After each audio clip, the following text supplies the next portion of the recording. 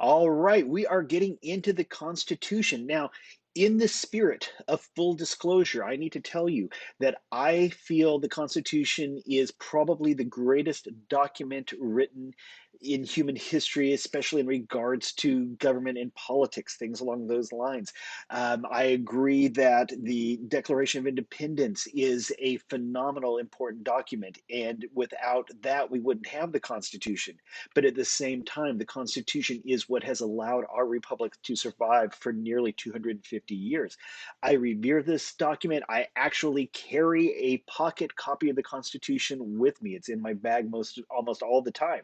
So we are going to be looking at the Constitution and the way in which it has allowed our nation to survive through a variety of issues over the course of time. Now, let's look at the origins, okay? How did we get our Constitution? Well, first and foremost, let's talk about what a Constitution is. All right. Now, we know the phrase the Constitution. And when we say the Constitution, especially here in the States, we are talking about the Constitution of the United States. But you have to keep in mind that there is a Constitution for each one of the states in our nation. So, a Constitution, by definition, is a nation's basic law. Okay. Now, we refer to the Constitution oftentimes as the supreme law of the land, which is what we're looking at. But this is basics for a constitution are the following. Okay. First off, it creates political institutions. Now, this is not to say political parties. Please notice that it says institutions. Here we are talking about things like the legislative branch, the Congress, the executive branch, the president, and the judicial branch, the courts. Okay, it creates those organs of government that have been around since the founding of the nation. We have, for example, two of our cabinet secretaries. Those positions have been in existence since essentially day one. That would be the State Department and the Department of Treasury. So the Constitution has gone through and it has created those political institutions that have allowed us to actually manage our government and move forward over the course of time. Secondly, it assigns or it divides powers in government. The Constitution goes through and explains exactly what the various powers of the different branches of government are. For example, you have for the legislative branch, it has the enumerated powers. There are a list of different powers, and we'll talk about those later on, that are jobs Congress has. For example, it talks about Congress shall have the power to coin money. Okay, so it assigns those powers, it divides those powers, it explains how this is a responsibility of the legislative branch, not of the executive, and it divides between those three branches. So a constitution will go through, it creates the institutions, but then it tells those specific institutions what are your powers, what are your responsibilities, what is it you are supposed to be doing. Thirdly, provides certain guarantees to citizens. Now, there was the debate at the outset when the Constitution was written that there was no need to specify any rights or things like that because those were generally covered by the Constitution itself. The argument was that no, we needed a Bill of Rights. And eventually that was added. Those were the first 10 amendments to the Constitution. But you do have within the Constitution guarantees to citizens. For example, we have a guaranteed what's referred to as a Republican, small r, form of government in that we have representatives going to DC on our behalf. So there are different guarantees that are specified. Now, when we get into the First 10 Amendments, the Bill of Rights, we'll talk more about your civil liberties at that point. But for right now, just know that collectively within the Constitution, you do have guaranteed rights. Another thing, there is an unwritten accumulation of both traditions and precedents. For example, there is nothing in the Constitution anywhere that talks about political parties. However, we know that the United States has a number of political parties. Now, generally speaking, we only talk about two of them. We only talk about the Republicans and the Democrats at this point because those are the two major parties, but there are more. The thing is, none of that is mentioned in the Constitution. And even though it's not there, those parties have become very important to the functioning of government. Fifth, it talks about setting the rules of the game of politics. Within the Constitution, you will find the requirements for things like being president. You've got to be 35 and a natural born citizen, stuff like that. If you want to be in the Senate, you have to be 30, 9 years a citizen. The House, you have to be 25 and 7 years a citizen, things along those lines. It tells you what are the minimum requirements if you want to be part of the elected process. So we're looking at the basic law of the land, and in this case, we're talking about all of these different instances. Now, the Constitution go, we have to talk first and foremost about the Revolution. Okay, now look back to when you took U.S. history. Okay, you have to think about what life was like for the Americans living in the British colonies. Okay, remember, the king and parliament originally left pretty much everything, with the exception of foreign policy and trade, to the discretion of individual colonial governments. This was referred to as salutary neglect. Basically, we weren't that important. I know we like to think of ourselves as the center of the universe and everything, but really at that point in time, we were at best a colonial backwater. We did have some, different raw materials we could ship back to England, but generally speaking, we weren't, the big important aspect of life. As such, with the exception, like we said, of trade and foreign policy, we could do what we wanted. We pretty much started just living our lives, setting up our own colonial governments the way we wanted them to be. And the fact that the king and parliament never really said anything, we came to the conclusion, well, obviously, this must be the way it's supposed to be. Now, with the French and Indian War, Britain picked up a huge swath of American territory at this point. Essentially, we got all of New France, we can think of that today as Canada, plus we picked up all the territory going from the Mississippi River all the way out to the Atlantic Ocean. So now we had a huge amount of territory. And the problem is, this territory is going to need to be defended. Okay, there are still people living on the frontier. There are still Indian and settler relations that aren't going so well. There will be different times that people need defense from foreign powers. Maybe it's going to be Spain, maybe France is going to try to make a return, something like that.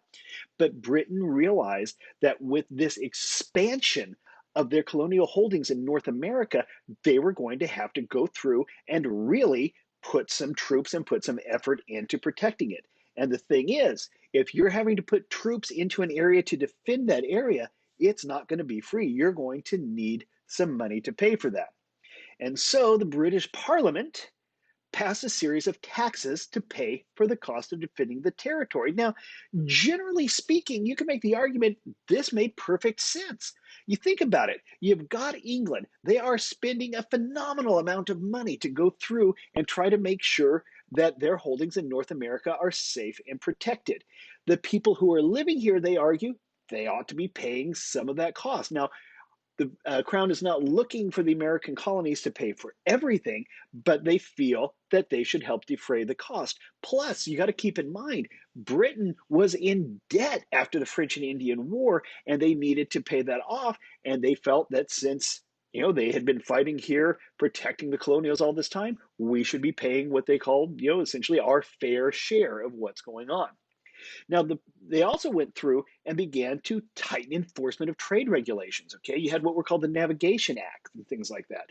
Now, these had been on the books for a long period of time, but nobody cared. No one really did anything about it. Even if you got caught smuggling, essentially, you tended to be tried locally by people who were your neighbors and friends who thought you were cool for being a smuggler. So, not a whole lot happened.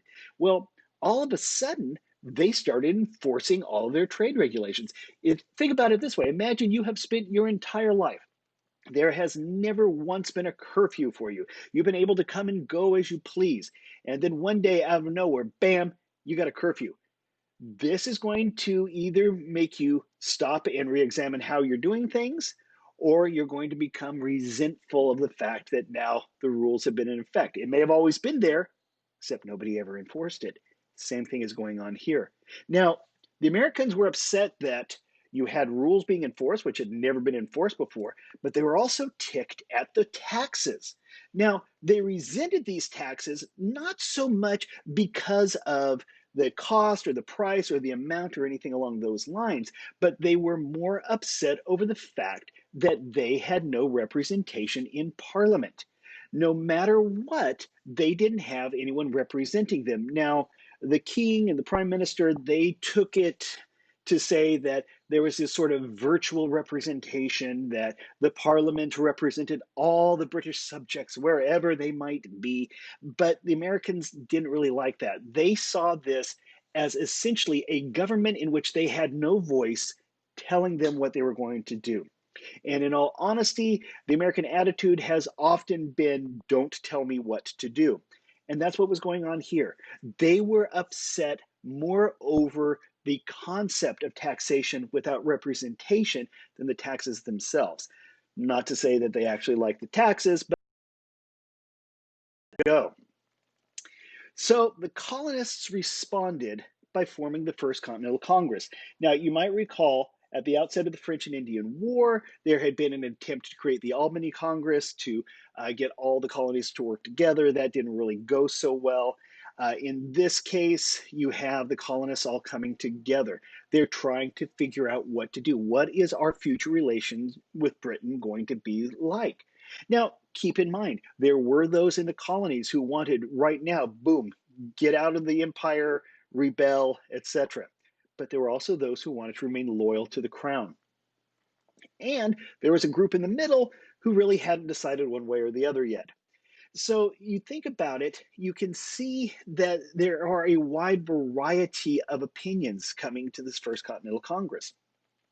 Now, essentially, the original outlook was, all right, how can we go through and get everything aligned so that we don't have any kind of major problem? Oftentimes, you can think back to the Olive Branch petition, where essentially they are trying to communicate to the king, Your Majesty, we are loyal subjects, but you're killing us. So it's things along those lines. So delegates go to Philadelphia and they try to figure out what exactly are we going to do. End up taking a more radical approach. We're going to end up declaring independence.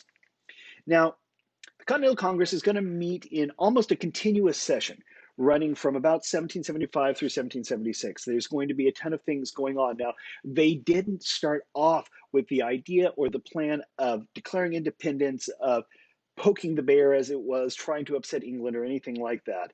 They didn't even make the plans to start fighting or anything like that. In fact, when the shots rang out at the first battles, Lexington and Concord, you go through, the Congress was meeting, but that hadn't been something that they had, planned on or intended or anything like that. They ended up becoming the revolutionary government during the course of time that we were actually fighting against Britain.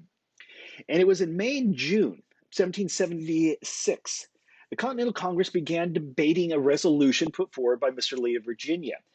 It dealt with declaring independence. Now, they put together a committee. It had several high ranking names on there you might be familiar with: Benjamin Franklin, John Adams, Roger Sherman of Connecticut. But probably the most important person turned out to be a young redheaded lawyer from Virginia, a gentleman by the name of Thomas Jefferson. Now, the committee is going to get together and they're going to work out a declaration to the British Crown stating their intentions, why they're going to do it, and then pretty much, as the saying would go, throw down the gauntlet. Okay, think back to the old days of, on the movies, person takes off their gloves, slaps someone in the face, challenges them to a duel. By declaring independence, we were throwing down the gauntlet to Britain. Okay, the signatories on the Declaration of Independence, one of the things they bring up well in the movie National Treasure is the fact that they knew they were risking their lives. They had two choices when they went through and did this. They could either win independence and we would become our own nation, or they would be executed by the crown. And today this would be, I don't know, Southern Canada or something along those lines, but they might end up at best a footnote in British colonial history. So they go through, they take some time, they write out the document, mostly by Mr. Jefferson, And then after debate on the wording, there were some little changes they made here and there. It was adopted on July 4th, 1776, and has come through time to be the Declaration of Independence. Now, this has been one of the most quoted documents in the history of humanity. Okay, this has been the brainchild, for lack of a better term, for a number of revolution and protest movements throughout the world. Many people around the world will be familiar with the phrase, "We hold these truths to be self evident, that all men are created equal," and so on from there. So the fact that they have gone through, they have written out this document, they have all voted on it, they have signed their name. John Hancock, the president of the Congress, signed his name larger than anyone else. The story is so that King George III could read it without putting on his spectacles. Whether or not that's true, I leave that to your own research. But this was a momentous moment in all of human history, and it was just the beginning for the US.